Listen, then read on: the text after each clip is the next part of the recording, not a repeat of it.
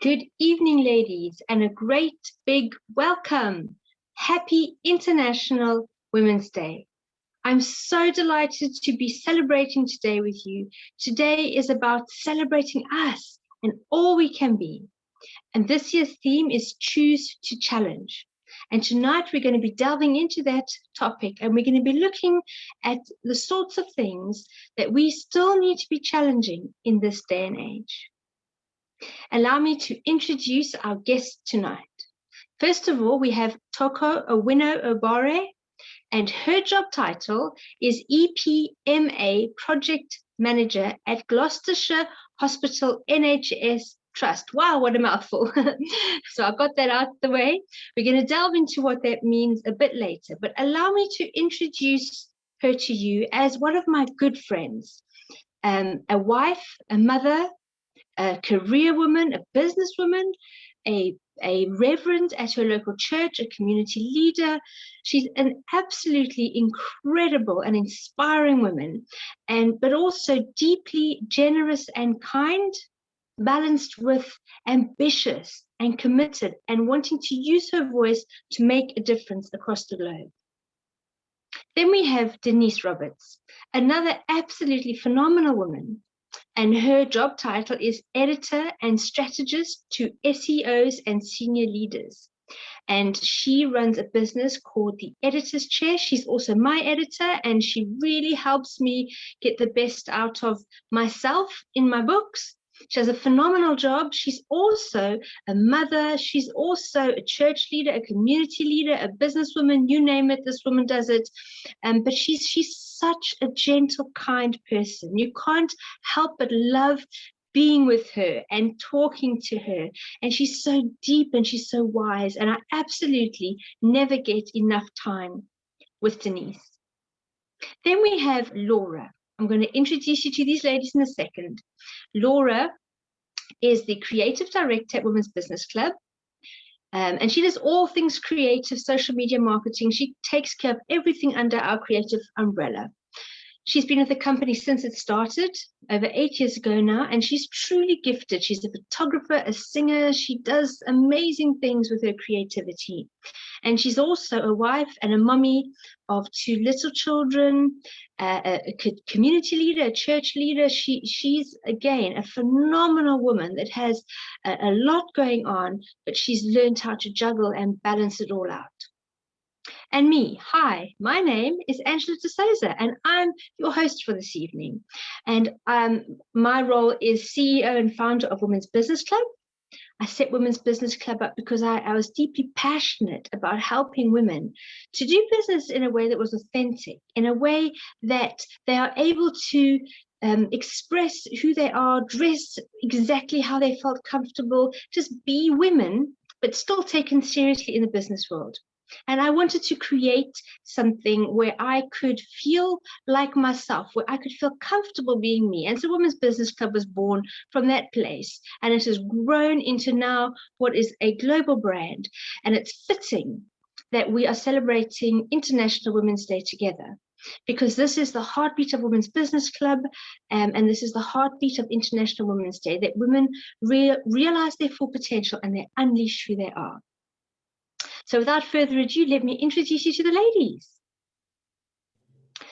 Right, so here we are. These are our wonderful ladies that I've just told you a little bit about, and I'm going to allow them now to introduce themselves to you.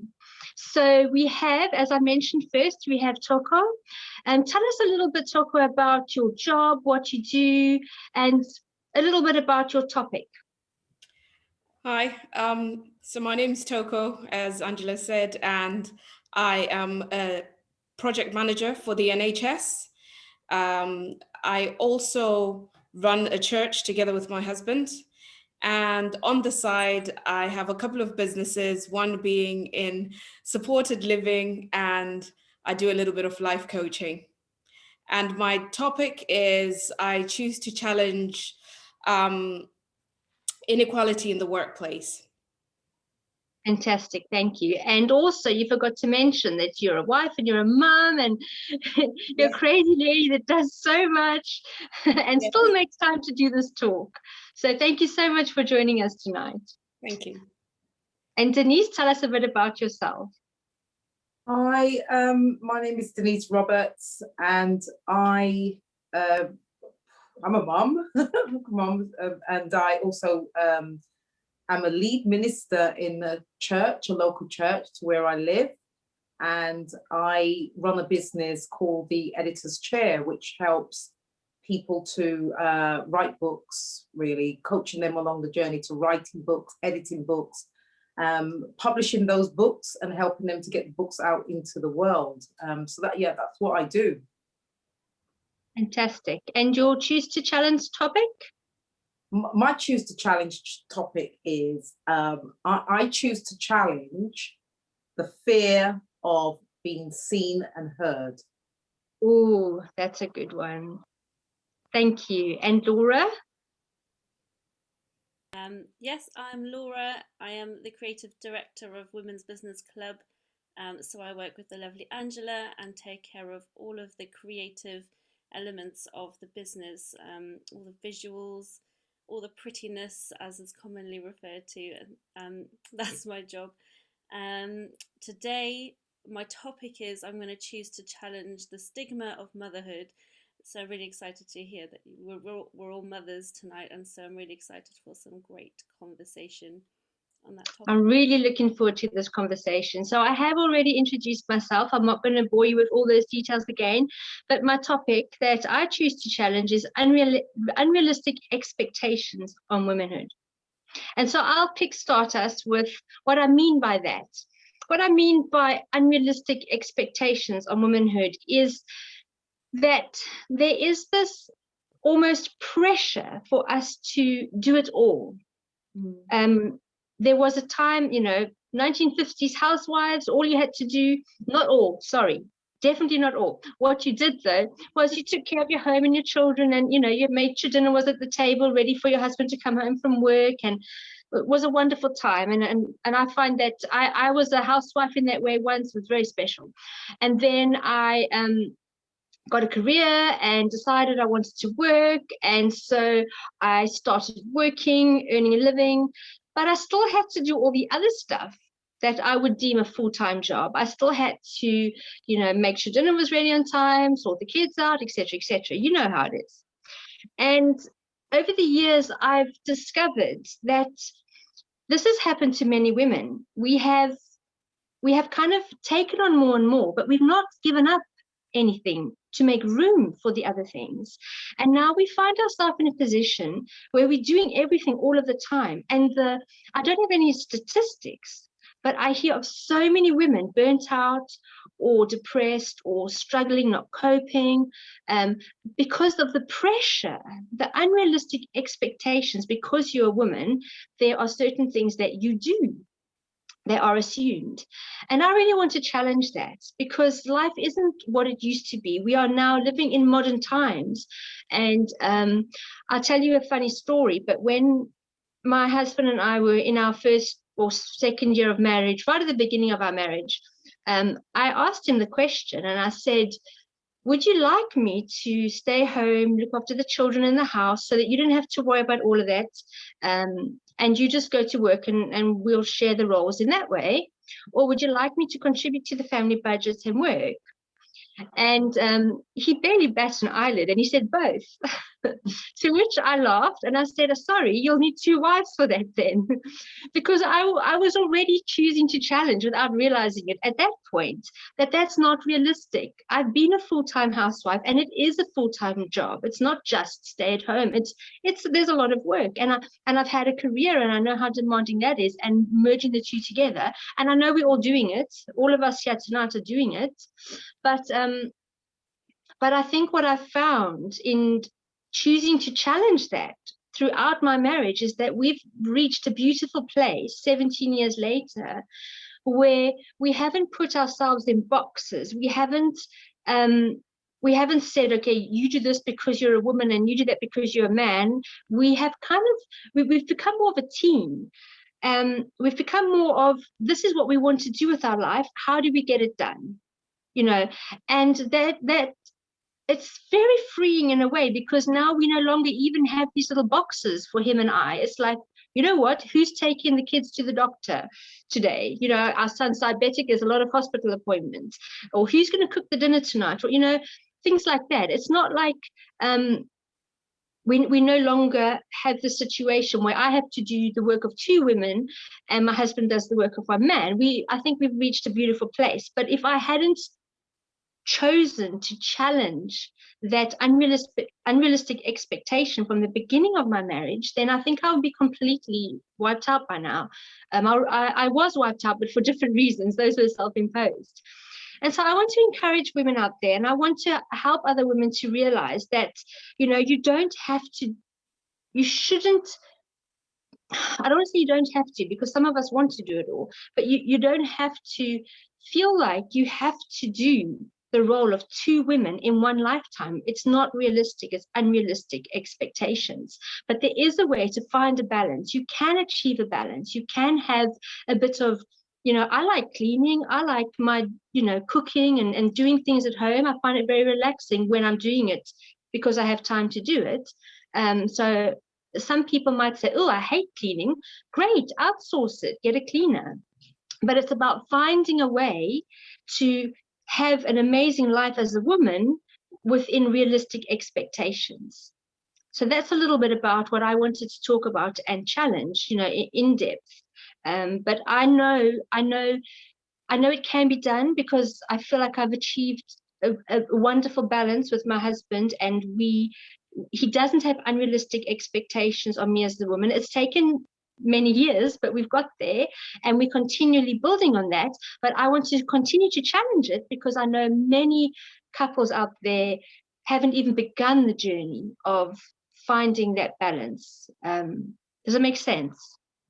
Yeah. Yeah. So any thoughts on that? Any suggestions, comments? What would you say? Am I totally nuts? No, it's quite interesting that you said you actually started the challenge before realizing that you were challenging it. Yeah. I quite like that. Yeah.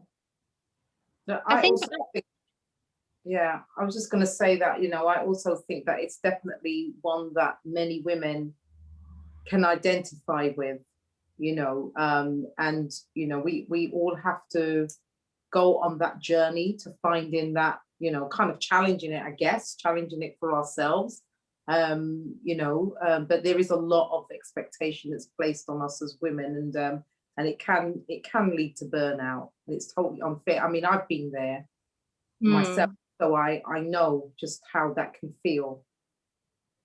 Yeah. Yeah. I really love what you said about being a team. Really, yeah, that really spoke to me. And just probably at the beginning of our journey as a young family, like hearing that is really encouraging to know how it can be done, that it can be more teamwork, it can be more, there can be that support. That I know that my husband is on the same page, and that I know that he is all for teamwork. And so it'd be great to hear some of your top tips and of how you achieve that, and what kind of things that you do to encourage that teamwork, for those who are like pursuing that, who want to hear that, who want to know how to make that happen. I think that's a really good question, Laura, because it's easy to say it, but how do you achieve it? And I think the first thing that comes to my mind is you've got to work with who you are. Like my husband, he likes cooking. He's a good cook. He comes from a family of cooks, but your husband doesn't necessarily like cooking, for example. And so to expect him to share that load as part of the teamwork, if it's not who he is, and if he's not comfortable and it's not enjoyable for him, then that would be really unfair in a way. I think it's a case of what has he got? What can he bring? What you know, how can he support the family unit? And that's the other thing. My husband and I often speak about the marriage as a, you know, a separate thing. It's not me or you. It's like, what is best for our marriage? And we kind of take it away from the me and you, kind of making it what's fair, what's not fair, you know, who's giving more. It's more a case of what's best for our marriage. How do we do things in a way that's going to benefit our marriage? We kind of make it like we're talking about someone else. The marriage is like a third thing. And that really helps as well, because sometimes we can get a bit, it's like, oh, I'm doing more than you. We wouldn't say it in those words, but I think we feel it in those words. And so, you know, what works for you, being who you are, what you bring to the table. You see, I like doing the laundry, so I have no problem always doing the laundry. I've never had the expectation. I've taught my children how to do the laundry. That's a different story. But, you know, so for me, it's not a big deal. But maybe in another household, the laundry is a burden. It's a big deal. And you can be more of a team about, you know, some of the domestic things. But it's not just domestic. You know, it's looking at supporting each other's careers and being a team in what you want to do professionally or your hobbies. You know, it is so much more than just sharing the domestic responsibilities. But again, it stems around who you are. Some couples, they can spend extended periods apart, and that works for them. They can, you know, we can't. In our home, it wouldn't work. We did it once for like 2 nights, and it was just horrible, and we've just never done it since, you know. But that's based on us. So what I would never want to do is I would never want to make a set of rules and say to all the women out there, this is what works, you've got to do it this way. Yeah. Yeah, that's good points though, Angela, about kind of, you know, looking at your individual lifestyle and needs and your likes, your strengths, your weaknesses, and trying to kind of tailor things around that to make sure that works. And also the marriage, what you said there about looking at, you know, saying what's good, what's best for the marriage. That's really helpful as well. And I think it's also important because you're talking about being in a marriage, but there are women, you know, many of us that just put those expectations on ourselves, even before we get into a marriage, or if we're single. You know, there's this thing that you think that you've got to be doing all of these things, you know, you have to be doing everything, and we can't possibly do everything. So just personally, it's something that we can place on ourselves, you know, regardless of whether, you know, what our kind of marital status is. Yes, and that's a good point. I'm glad you brought it up. You know, you're right. Unrealistic expectations. It's not about being married necessarily. So I'd love to hear more of your tips, Denise, about, you know, a single woman. How do we stop putting those unrealistic expectations about being a woman on ourselves? And what are they? Do you have some examples? Yeah. Well, so I think especially in business, we you know, we look at what other people are doing and we think we should be doing that as well. You know, everyone's making videos. You know, we're making a video here. Everyone's sort of like, you know, on every social media platform. We should be there as well. You know, there's loads of different things that we look at what other people are doing and think that we should be doing those things as well. And I think that we've got to apply the same kind of questions that you said earlier on in asking ourselves, well, what is good for me? You know, what works for me? What's my personality like? You know, what do I like doing? I think sort of like, you know, applying those same questions to yourself. And, you know, and I think that any time you start feeling that there's a pressure, because normally once you start feeling that there's a pressure, that you're stressed, you're tired, you know something is wrong when you get to a point like that. So probably the alarm bells go off then. You need to look at things and say, you know, why am I feeling like this? And then at that point, you know that there's something that you need to do to change what's happening. That's so true. You know, we need to be in touch with ourselves. We need to listen to ourselves. You know, the alarm bells will go off, but most of the time we ignore them. You know, so we have to train ourselves to be in tune with what's going on within, and then we can quickly auto-correct or self-correct before there's like any major damage. But let's move on to Toko's subject, because that kind of fits in really nicely, because yours is about the workplace, isn't it? Tell us about the unrealistic expectations at work. So before I go to that, I was just going to add and say, I think sometimes it's also about being brave enough to take a step back and say, hold on, I've got too much on my plate. Yeah, Because just thinking about myself, I find I put myself under pressure to try and be a good mom, to try and be a good reverend, to try and be a good worker and a good at everything that I'm doing. But sometimes it's not possible because exactly. it can all just get too much, and you need to just be brave enough to say, okay, I mean, I'll be honest, there are times when I'll say to myself, I'm not going to clean the house. Instead, I'm going to sit in front of the telly and rest. And then Yes, when I've rested and recuperated, then I can focus on that. Or I'm just going to spend half an hour playing with my children and then do something. Because there can be that pressure to just try and keep up with everything that you've got going until burnout happens. So coming to my topic, which is challenging inequality in the workplace. So I've got a little bit of a story as well. So when I was 17, I got it was my second job, but my first real serious job. And I was paid £3.85, which was like, yay, I've got money in my pocket. That's great. And this guy came, joined our team. I trained this guy. I helped him start out. Then one day we were chatting and I found out that he was earning £4.10. oh no. We were, round about the same age. When we both started with no experience, but I actually had a bit more experience because I trained him on the job. But somehow he landed more pay than I did. I went and I asked our manager at the time, and she accidentally let it slip that boys tend to get paid better. Oops. So I'm talking 1999. Yeah. But that put in me this thing that I'm going to climb up as high as I can get so I can fight that inequality. No boys should be paid more than girls just because they're boys. Yeah. Exactly. If it's Yeah. experience, if it's ability, that's a different thing, but not Yeah. because you're a boy. Mm. So I am still climbing up. I have, so I started out in the NHS as a band 2. I'm now a band 8A and I'm still making my way up.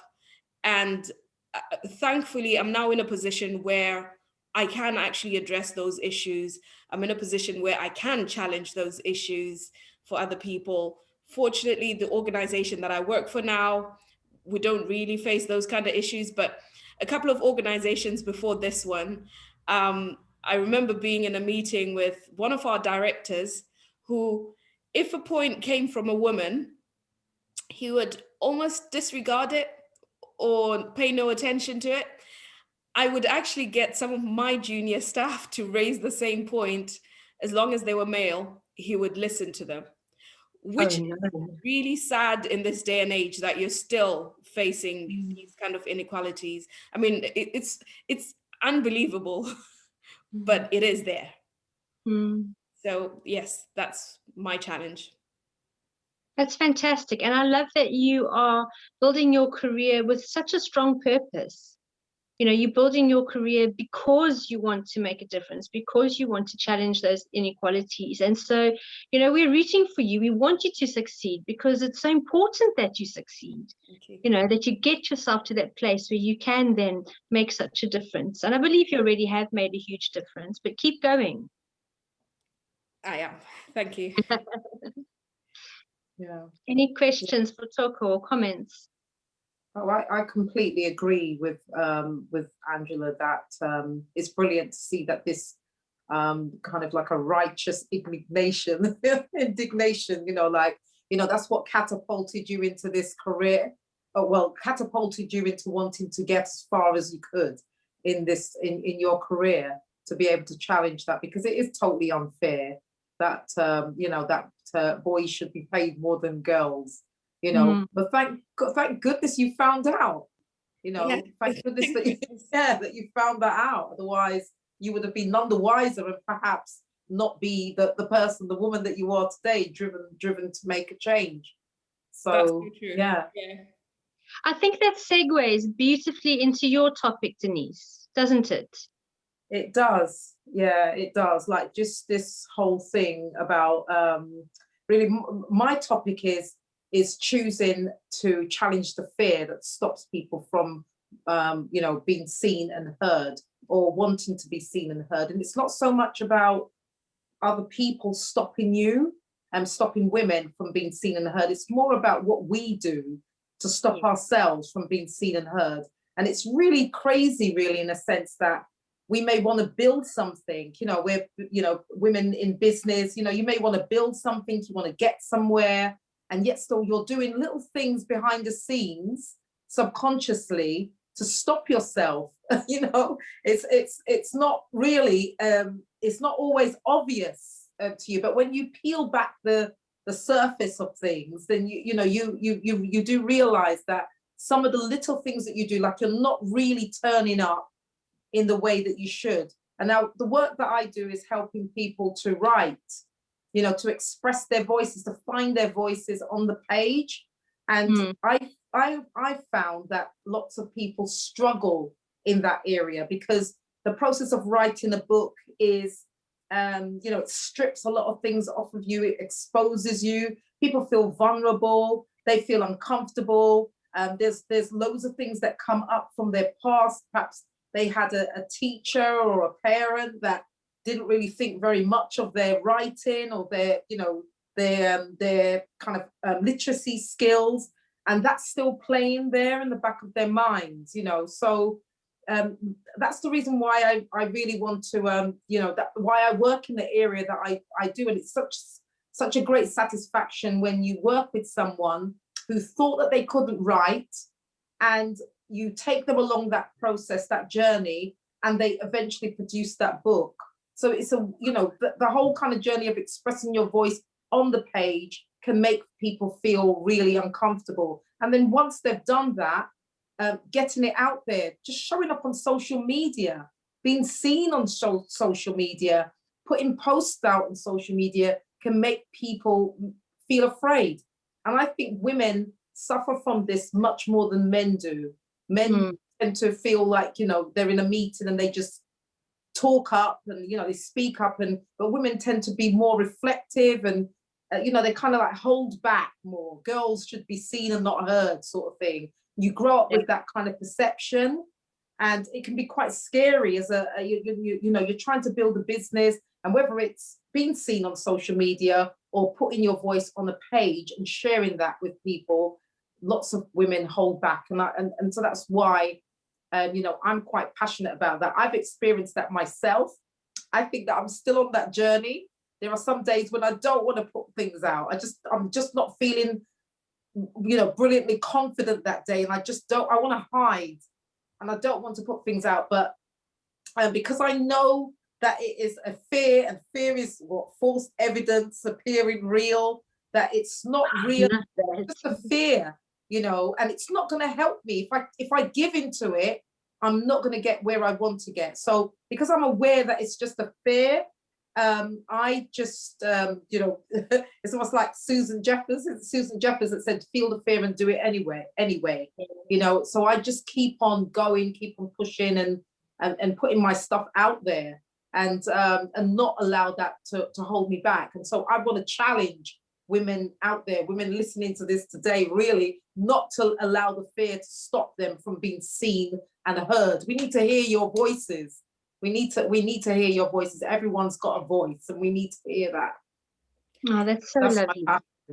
I love how you've humanized it and said you still face it to this day. Because I think a lot of times when we're in this position of coaching, this position of teaching, we can create this unrealistic image that, we're perfect and we're always good. But the honest truth is we do have our high days and our low days. But I love what you said as well, to say, do it even if you're afraid. So I'm always teaching my daughters that it's better to do something in fear than not to have done it at all, because you never know. And false evidence appearing real. Wow, that's amazing. I love that. Yeah. I love that. Yeah. There's something else that something that I heard recently, where the person was saying that fear travels along the same line as courage. All right. So if we think about, there's a kind of spectrum, like a train line, there's only one line that fear travels along, but courage travels along that same line. So, you know, we have to make the decision to turn that fear into courage, because that's the best way for us to overcome it, to look at it as courage. That's me feeling afraid, but turning up. Now it's no longer fear, it's courage. Exactly. And you need the one to have the other. You know, if you don't have the fear, you wouldn't require courage. So, you know, it's very interesting, but yeah, I think if you think about it, all the things that require courage, they have to start with fear. So interesting what you say about it going, you know, down the same track, because it's so true. The thing is, it's our choice, isn't it? We can either choose to give into the fear, or we could choose to turn it into courage. At the end of the day, it's that choice. That's where the power is in that choice. And I agree, feel the fear and do it anyway. There's so many things I'm absolutely terrified of. And I just, you know what, I'm just going to do it, suck it up and do it. And at the end, I'm like, oh, I did it. And I didn't do too badly some of the time. And sometimes you're like, again, let's do it. It's good when we get to that part, that stage, Tara, that, you know, we're saying again and again, doing it again. Yeah. You know, good when we get to that stage. But good point, Angela, about the that fear. If we didn't have the fear, we couldn't have the courage. So we need it. Yeah. And I read somewhere something along the lines about courage isn't the absence of fear.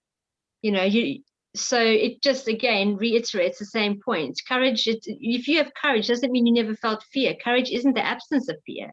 Again, I don't know what the right, I can't remember the rest of what the writer said, but in my mind, it's like we have the fear. It's not the absence of fear, but it's what we do with it that gives us that courage. So yeah. So Laura, talk to us about your topic. I'm just loving this, by the way, and hearing you guys speak. Or should I say, hearing you women speak? I say guys a lot. Maybe I should stop. Hearing you women speak, it's incredible. So thank you so much for sharing all of this. And I'm just thinking, I'm so relating to a lot of what you have all said, and I feel like it's all a part of what I want to share about tonight, which is so the title is The Stigma of Motherhood, and I think that might make a few people go, oh, stigma, what? And I don't mean motherhood is a bad thing, but actually I think my opinion comes from someone who chose to be a stay-at-home mum, and I found it really difficult to navigate. I think we all know that there's a certain, it historically has a bit of a stigma being a stay-at-home mum, or sometimes you can almost be looked down on, especially in the modern age where we're encouraged, you know, go work, the possibilities are endless, like go do all of the things, and it almost sometimes feels like the choice to not go and do all the things, that you're failing, or that you're letting all other women down because you're not choosing to do all the things. And yeah, Denise, what you shared about the fear of being seen and heard, I've experienced that, like in motherhood, and all of these things, that and the balance that you spoke about as well, Angela. It all of this stuff in motherhood, it's like a whole other journey through motherhood than it is like through work or through all the things that women go through. And so what I wanted to bring tonight, I think, is, let me get my train of thought together. Let me just interject while you gathering your thoughts. But I think the other thing to be mindful of is that life is seasonal. Yeah. And we can live in each season and fully embrace the season, and we should do that guilt-free. Mm-hmm. And I think I have so much respect for you choosing to stay home with your children. I think it's wonderful because you're investing in the next generation. And I know you work for Women's Business Club, but just, you know, a few hours a week, and I'm grateful because I begged you to come and work for us. If I hadn't, you probably wouldn't even be doing that. But the point is, you know, it's such an important job. you're raising the next generation. It's such an important job. And it's not something to be looked down upon. It's not something to be, it's like, oh, she's only a stay-at-home mom. It's, wow, she's a stay-at-home mom. She's raising human beings. You know, this is an important job. But the thing is, I find women carry so much guilt and shame about not doing everything.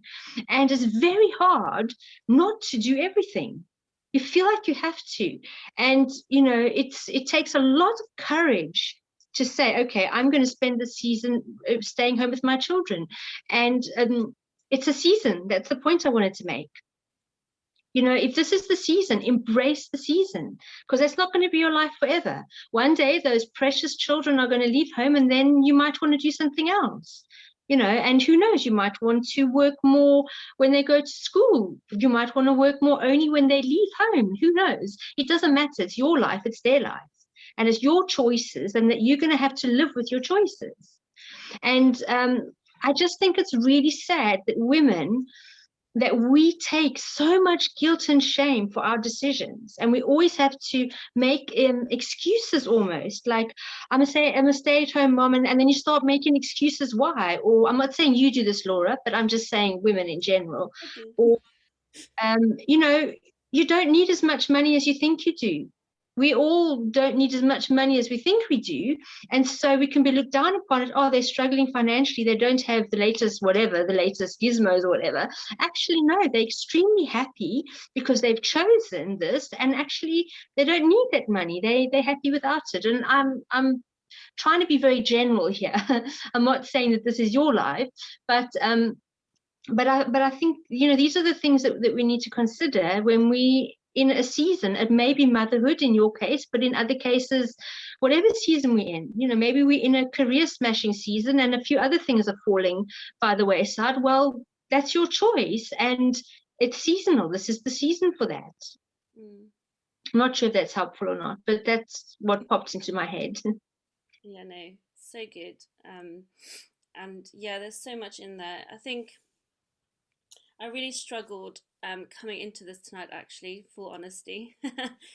We had a big conversation earlier today, even just to sort of clear my mind and set my perspective straight. And I think a lot of what I went through, even preparing for tonight, it really sums up probably the experience that I've had navigating, you know, motherhood and everything that comes with that, and the work-life balance, the confidence, you know, that all of the things.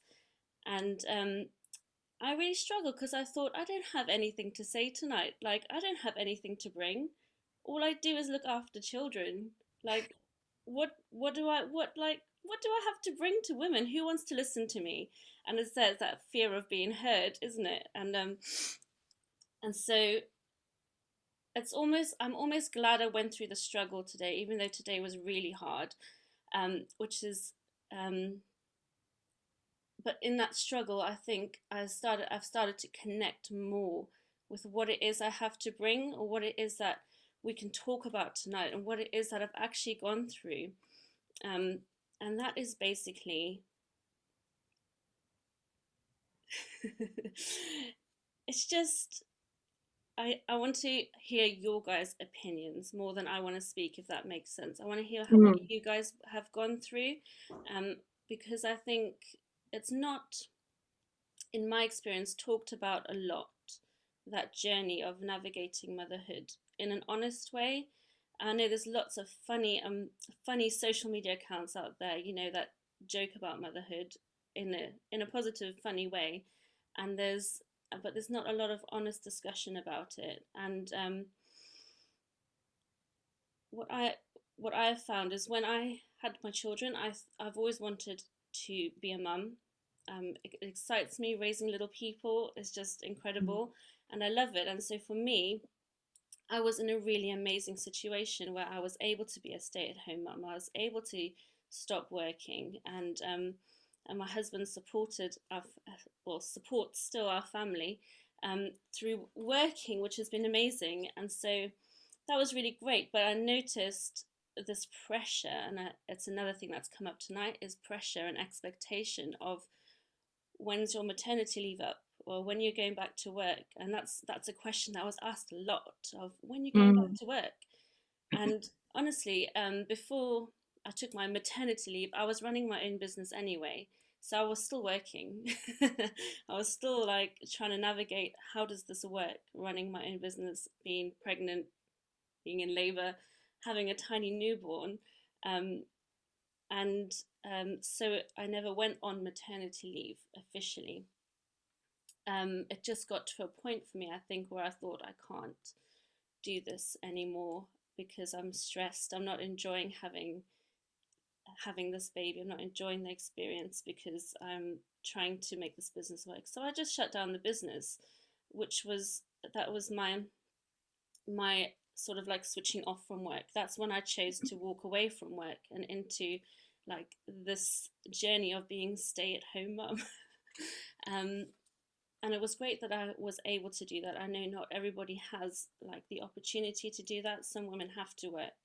And so I can only come tonight like with my journey and what I've gone through, which is why I want to hear from other mums as well, because I think there's different stories and different journeys. Yeah, so I've had great years. My eldest Emily is 5 now, so it's been about 5 years on this journey, and I've loved it. I've loved focusing on motherhood. I've had to say no to Women's Business Club quite a few times in the years, saying no, I'm not ready to come back to work yet. I've still got, lots to do here as a mum. And so, yes, but it's only in the last few years that my girls are growing up. Emily's at school, she's in reception, and Chloe is, she's just turned 2, and so starting to think about nursery, playgroup, and all of that. And so the questions are coming again, like, when are you going back to work? And honestly, this last year I've been freaking out every time someone asks me that, because I don't know how to go back to work. Like, I've been a mum. That's been my sole thing, and it's something I fought for. It's something that I wanted to do. And now I'm thinking, okay, I've got to go back to work. What am I going to do? As I mentioned, I ran my own business before, and it was a photography business. And over the last few years, I've slowly been selling all of my gear, like as piece by piece, like letting go of bits of like, okay, I'm not going to pick this back up again. I just can't. So I'll just sell it, get rid of it. Anyway, all my photography gear is gone, except for my one camera, which I will hold onto for dear life because it's my baby, my camera baby, not my real baby. And so I think for a long time, I don't think I can pick up where I left off, because I don't know, something about stepping away from work for this long. I've lost all of my confidence. I've lost all of that like assurance and all of that. I'm gonna try really hard not to cry. It's a very real topic, very real journey, and yeah, and I realized today, like, struggling to even come tonight and speak to you guys and let you know, like, why am I choosing to challenge? I'm like, I don't challenge anything. It's almost like weakness. And so for me, these feelings of weakness and feelings of like lack of confidence, not knowing what on earth you're going to do. How do you step back into a job? Like, for me, the easiest thing would be just to go be a, I don't know, work checkout at a shop or something. I don't know. But I don't have confidence to go back to where I left off, because I feel like I've lost all of that in motherhood. And it does make me think also about our identity, and how I'm sure you've all experienced and also heard people speaking on, like, how your identity becomes wrapped up in motherhood and raising your kids, and then when you try to move on, you don't know what to do with yourself. You don't know who you are anymore. And even in a job, like, you can lose your identity in a job, and without that job, you don't know who you are.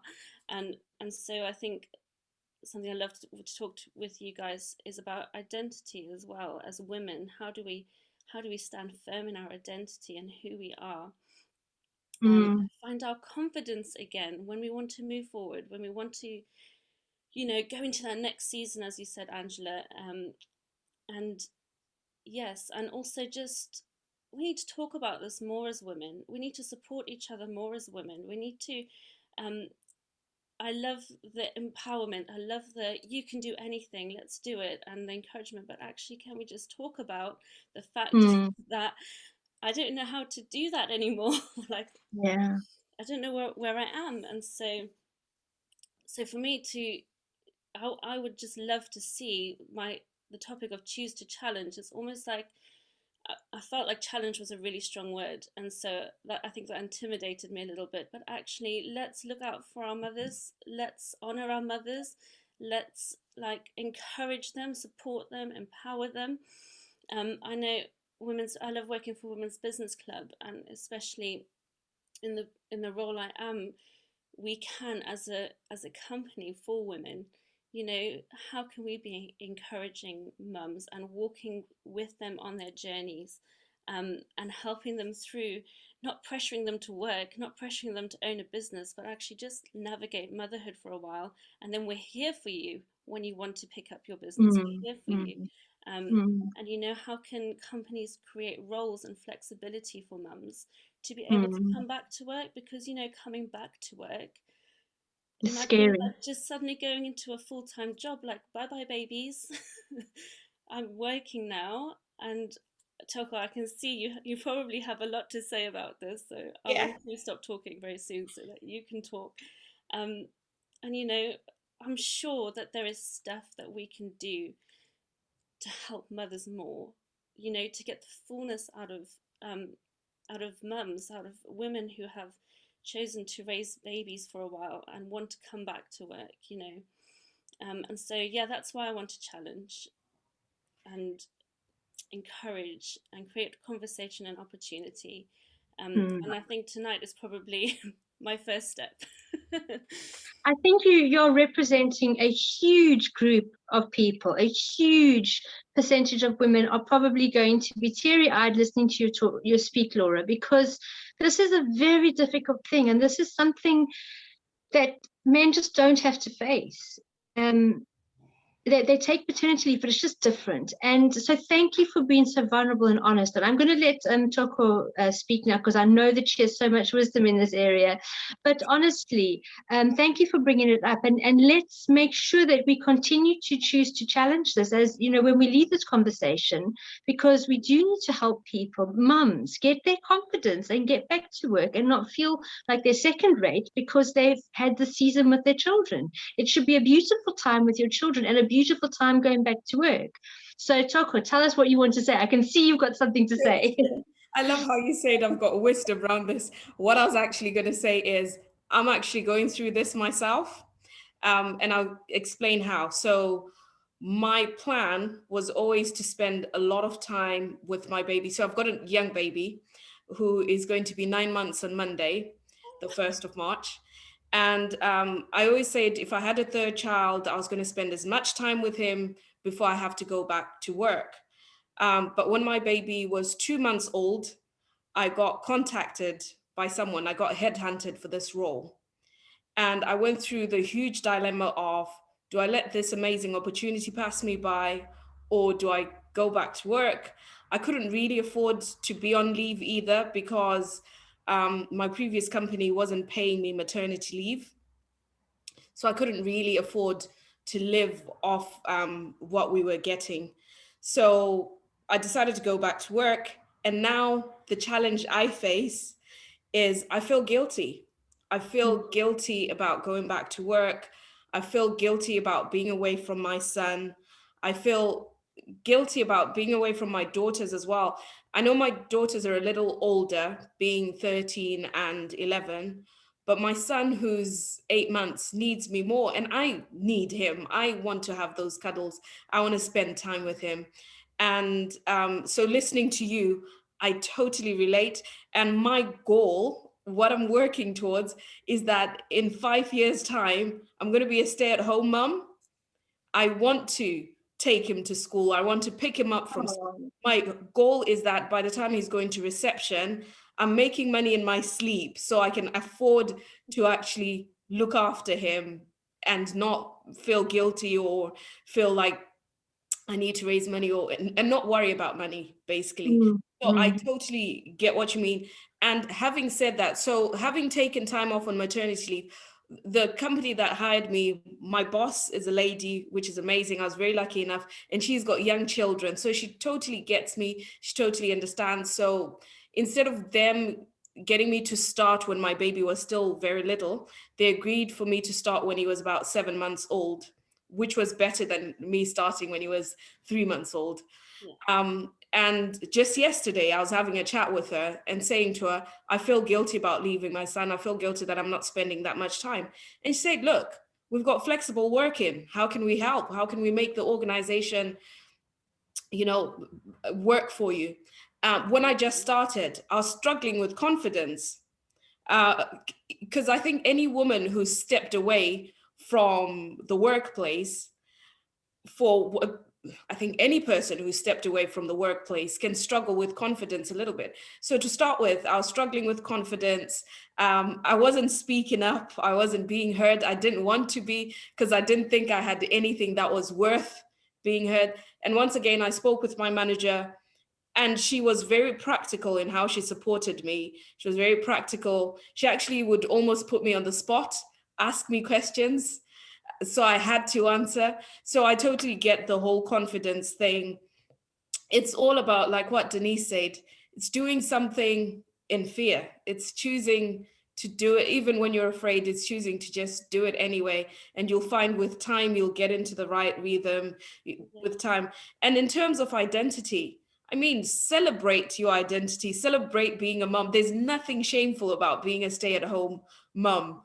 It's something, like I said, it's something I'm looking forward to. I am looking forward to actually be saying, yeah, I'm a stay-at-home mom. I'm really looking forward to that. Own it. Yeah. That's who you are within this season of your life. In another season, you'll be something else, and you'll own that. Own it, celebrate it. You're doing an amazing job.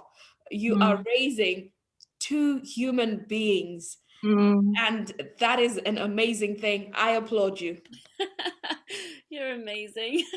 Thank you so much. Me too. I just love that. I love those words. Own it. Like, we need to own it. No matter what we're doing, we need to own it and love it and celebrate it.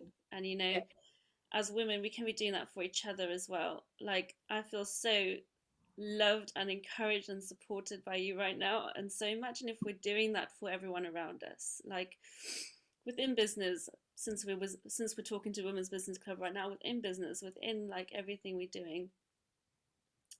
It would be really good if we could encourage women out there, ourselves included, and just to be more aware of the things that the other women are facing, to be more sensitive to the world around us. And we've experienced some real care tonight from each other. We've supported each other tonight, and it's wonderful.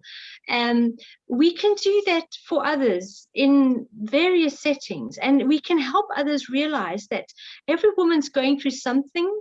Let's just extend our arms and say, how can I help? What are you going through? How can I help? Can you imagine? The world would be such a better place. We can start with us women. Let's choose to challenge these things. Let's choose to put our arm around the woman next to us. At the moment, we can't physically put our arms around, but metaphorically speaking, let's be more sensitive and aware that somebody is going through something. And just a few words of encouragement, like we've had tonight from each other, can make the world of difference.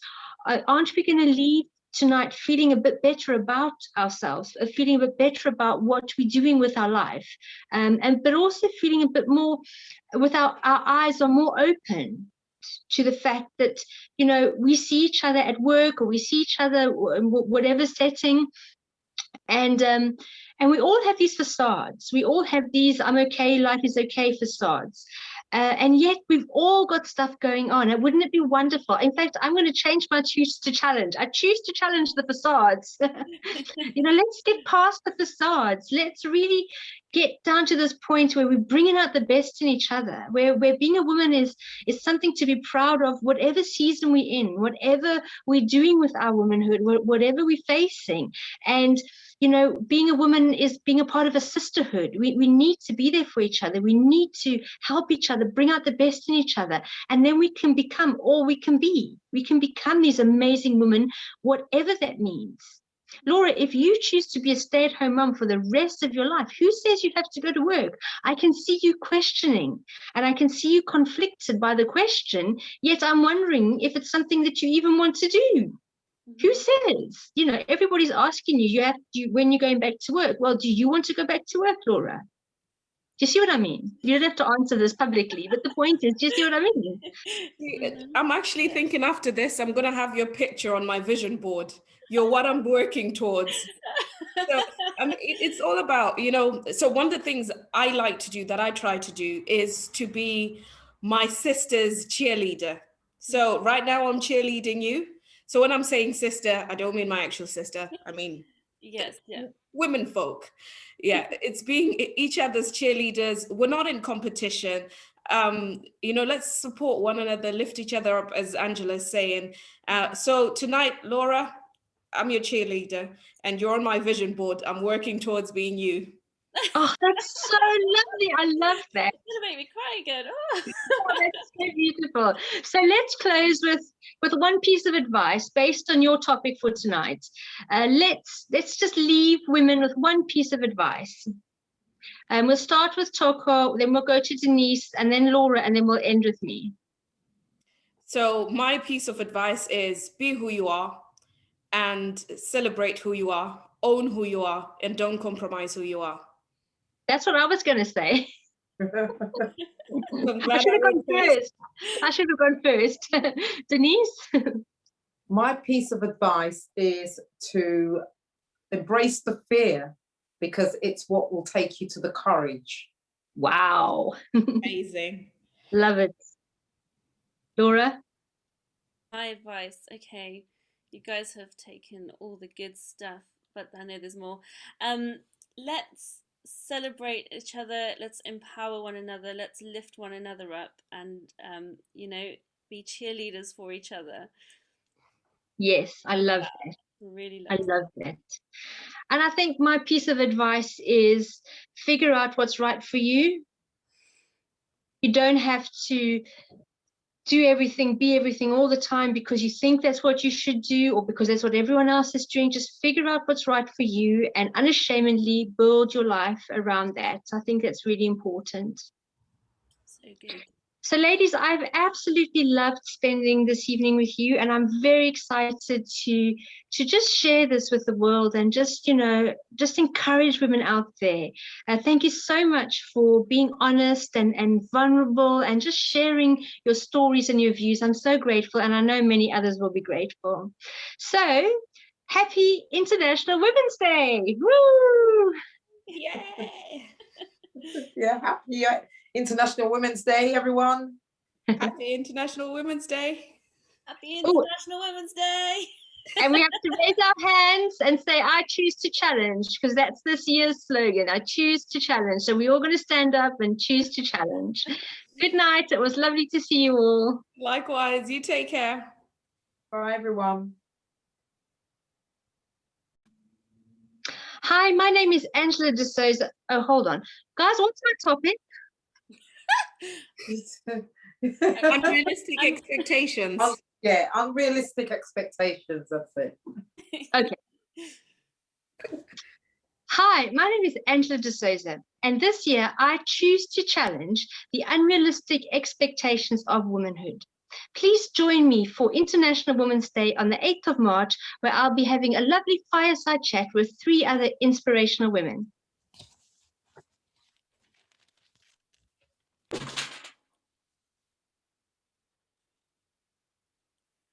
If you speak Toko, you should come on the main screen. Oh, sorry.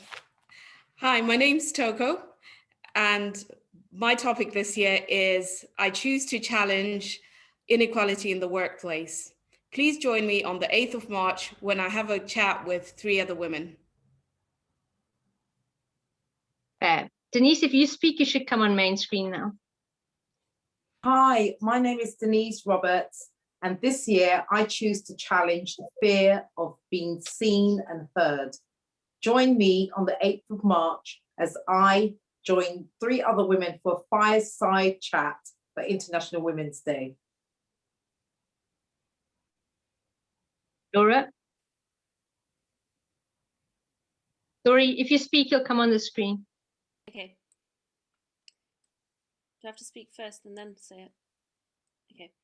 Hi, I'm Laura, and I choose to challenge the stigma of motherhood. So come and join me on the 8th of March for a fireside chat with 3 other inspirational women. Okay. Brilliant. Thank you, guys. I've got everything I think I need. Let me just stop the recording. Stop. Okay, there we go.